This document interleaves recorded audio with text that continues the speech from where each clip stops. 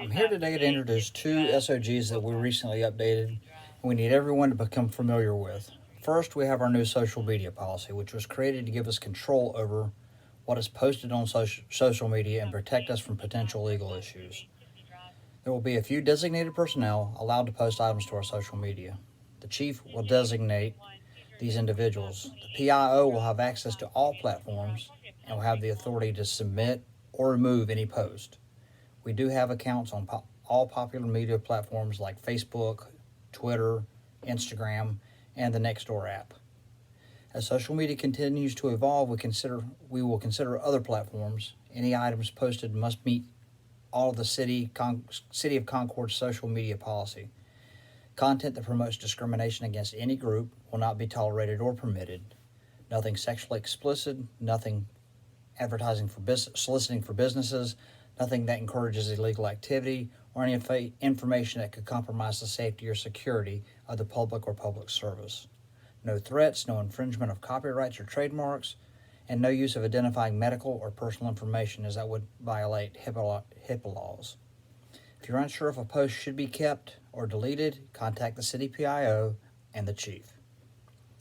Considerations to make when posting on social media. 1. Know your audience. Monitor the site for comments and give prompt replies. Monitor the city's other social media outlets and relay pertinent information. Use imagery when posting if possible. Write updates that don't sound like press releases. Only authorized personnel will post content. The chief and PIO will have the discretion to block users. If you are interested in being part of the social media team, contact the PIO. Also, keep in mind these policies are in place to protect us and the city from possible litigation. For example, if we advertise for one company, we have to advertise for all of them. The second policy is the FMLA policy.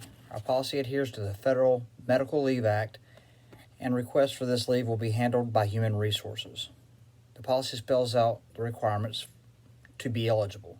If eligible, you can qualify for up to 12 weeks of FMLA, which will be deducted from your accrued sick and vacation leave.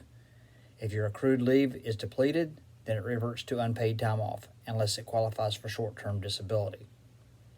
Health-related FMLA will require certification by a healthcare professional, and the city reserves the right to get a second or third opinion. You cannot lose your employment while on FMLA or any of your benefits. When you return to work, you will come back to your position or an equivalent position. If you have to care for a military service member that's in your immediate family, up to 26 weeks of leave is available. The need must be certified by a healthcare professional. You can also qualify if your spouse is deployed overseas and you're required to care for your family. When applying for leave, 30 days notice is preferred. If there's a conflict between the city's policy and the federal FMLA, the FMLA will take precedence. I know this is a lot to take in all at once, so take a little time, read through the policies, get to know them, and let me know if you have any questions.